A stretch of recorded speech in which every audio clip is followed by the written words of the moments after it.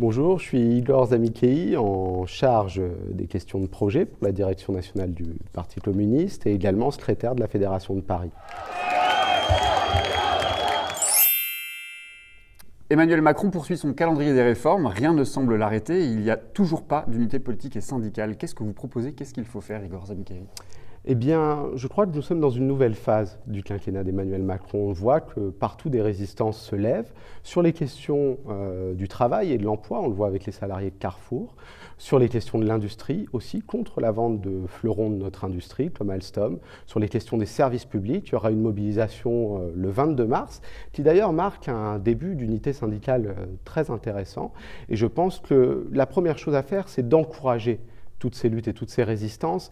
C'est ce que nous avons fait avec les États généraux du progrès social, que nous avons tenus le 3 février dernier.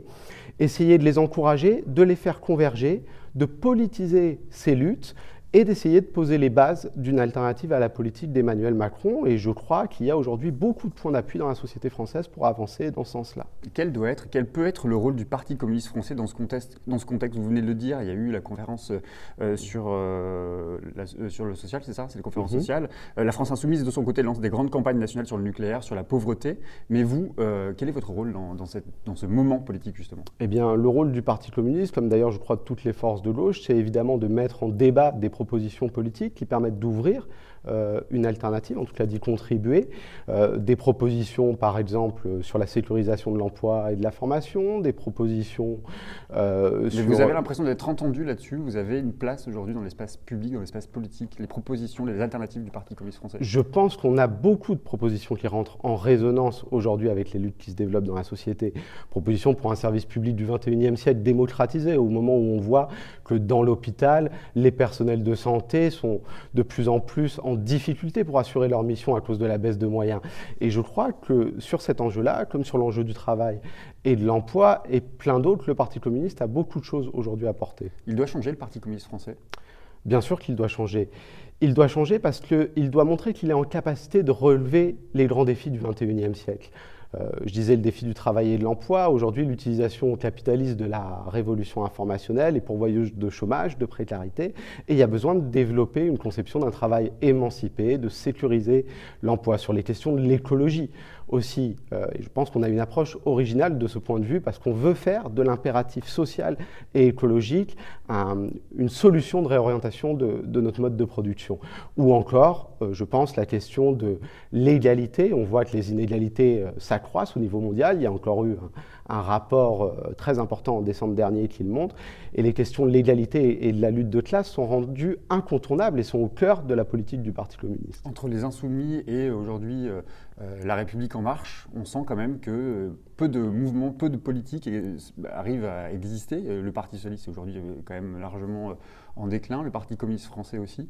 Vous avez, j'imagine, intégré cette dimension-là. Comment va se reconstruire la gauche demain? Évidemment, la gauche est très affaiblie et on est dans une situation politique à l'issue des présidentielles et des législatives qui est très préoccupante. Donc je crois que d'abord, on parlait de la riposte sociale à Emmanuel Macron, toutes les forces de gauche doivent encourager les luttes. Et peut-être qu'elles doivent, à partir des propositions qu'elles mettent en débat dans ces luttes, essayer sur des enjeux sectoriels de travailler leur convergence. Moi, je prends par exemple sur l'enjeu de l'hôpital, sur l'enjeu du service public, je dis à la France Insoumise, à Génération, à Europe Écologie Les Verts, aux socialistes qui sont critiques de la politique d'Emmanuel Macron, sur l'enjeu d'un service public du 21e siècle démocratisé, est-ce que nous ne sommes pas capables de développer un front politique dans le pays qui mette en difficulté le président de la République et qui nous permette d'obtenir des victoires politiques? Je pense que c'est en agissant ainsi au cœur des luttes qu'on arrivera à travailler l'unité de la gauche. Alors vous venez de rendre public une tribune PCF, c'est le moment. C'est le moment de quoi, Igor Zamikei? Je pense que c'est le moment de réidentifier le Parti communiste dans la société française à une ambition pour le 21e siècle. Et cette ambition, je l'ai dit, sur les questions de travail et d'emploi, d'écologie, d'égalité, nous avons énormément de choses à dire. C'est le moment aussi de définir un nouveau cap politique et stratégique pour le Parti communiste, parce qu'on voit bien que ces dernières années, en particulier lors des échéances de 2017, nous n'avons pas été à la hauteur de la situation politique. Et c'est le moment de transformer notre parti pour qu'il puisse être investi par toutes les forces vives de la société française, permettre une plus grande intervention populaire, fournir des outils de mobilisation citoyenne et être à la hauteur des mouvements. On va revenir sur la stratégie, mais hier, je recevais le sociologue Éric Fassin et il a lu votre tribune et il s'est étonné de ne pas voir ni le mot gauche ni le mot droite dans le texte. C'est un oubli ou un changement de lecture des clivages politiques que vous entendez Alors, ce n'est pas un changement de lecture, parce que quand nous parlons dans cette tribune de rassemblement plus indispensable que jamais, nous parlons évidemment du rassemblement des forces de gauche. D'ailleurs, je crois même que nous devons réactiver le clivage gauche-droite, parce que pour pousser un peu le débat avec la France insoumise à ce sujet, moi je pense que le clivage gauche-droite est plus pertinent que le clivage eux-nous pour la transformation sociale, parce qu'il est plus porteur de contenu et il a été construit historiquement sur les enjeux de classe. Donc au contraire, je pense qu'il faut réactiver ce clivage, le développer, mais après, il faut aussi interroger la notion de gauche, car on voit bien que son affaiblissement nécessite cette interrogation-là. Et l'interroger, je crois, c'est interroger les processus politiques, stratégiques pour son rassemblement, c'est être capable de penser, ce que je disais, à partir des luttes, les conditions concrètes du rassemblement de ces forces.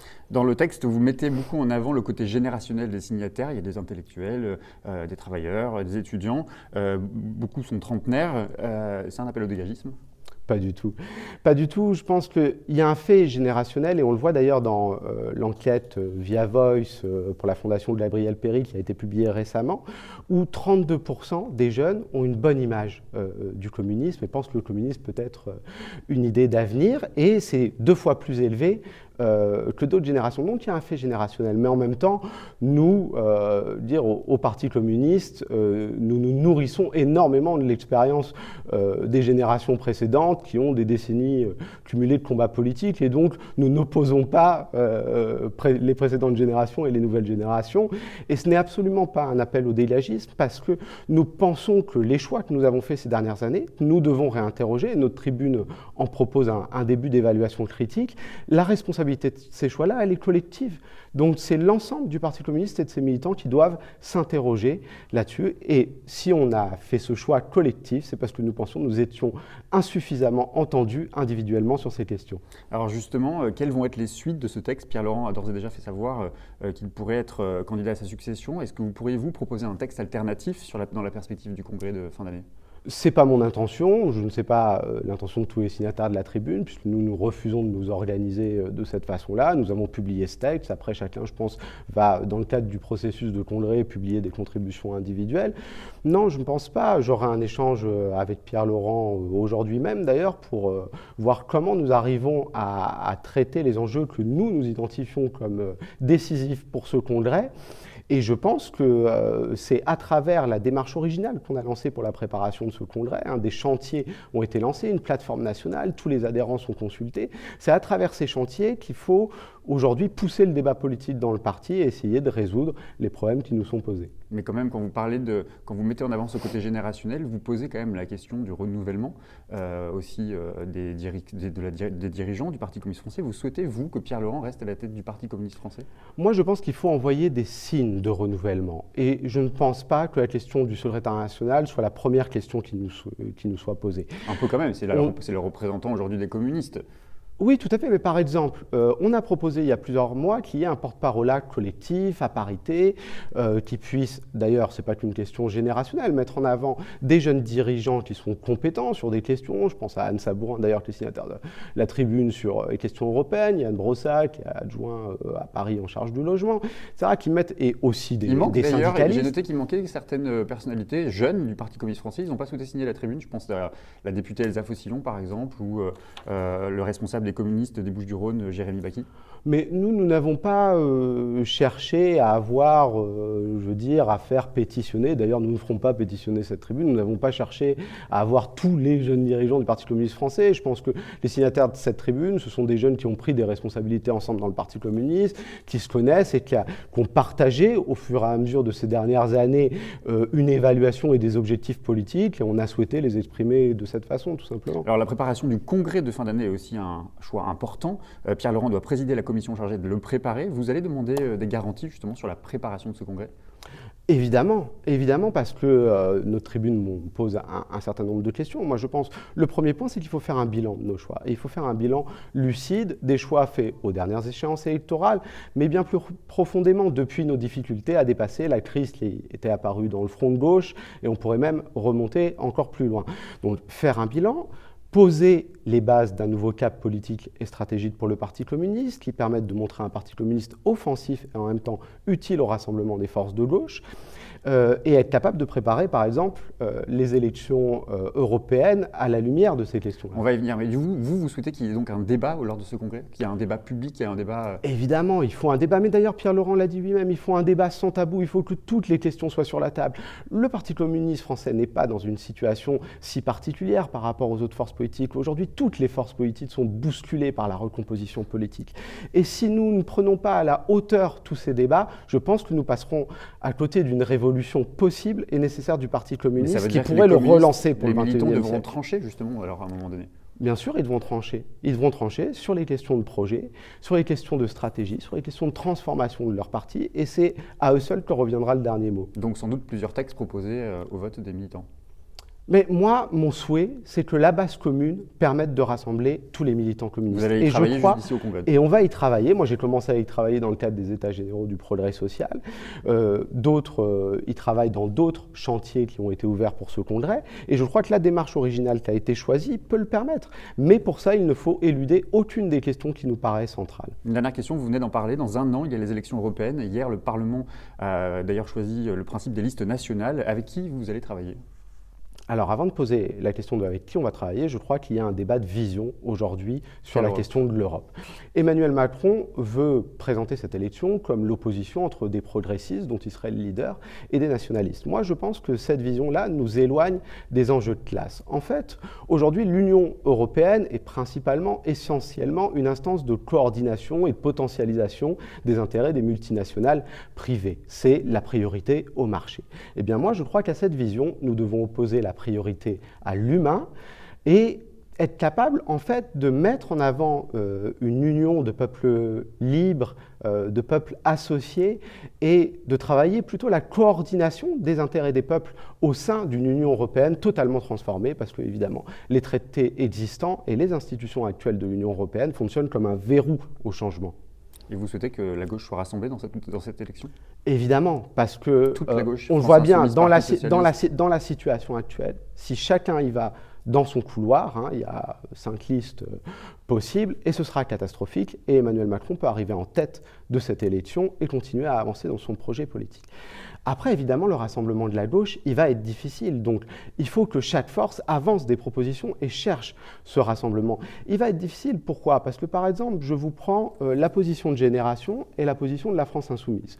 Aujourd'hui, Génération dit qu'on peut, à travers Benoît Hamon, qu'on peut avancer à traité constant. Je ne le crois pas. Je ne crois pas que les traités actuels de l'Union européenne donnent des espaces de transformation sociale. Donc, il faut porter la question de la modification de ces traités, même si des choses peuvent être faites. Nous, par exemple, on avance la proposition d'un fonds public qui permette de changer l'utilisation de l'argent. La Banque centrale européenne verse 30 milliards d'euros chaque mois dans l'économie sans aucun critère. Eh bien, nous disons, utilisons cet argent pour le développement des services publics. Et de l'autre côté, la France insoumise a des positions qui me paraissent pour certaines, dangereuses pour un projet politique de transformation sociale.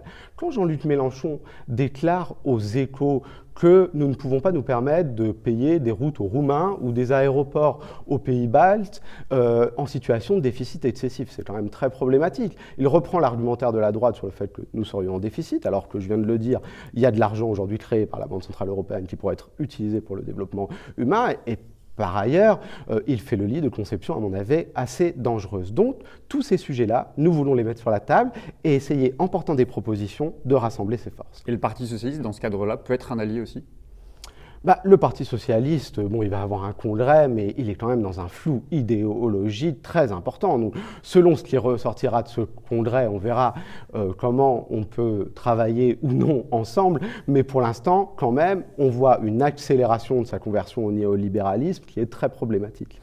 Merci beaucoup Igor Zamykieli. Demain, je recevrai Sergio Coronado, c'est l'ancien député Europe Écologie Les Verts. Il est aujourd'hui en charge de la campagne contre le nucléaire et de la France Insoumise qui doit aboutir à une votation citoyenne. Vous avez une question pour lui ?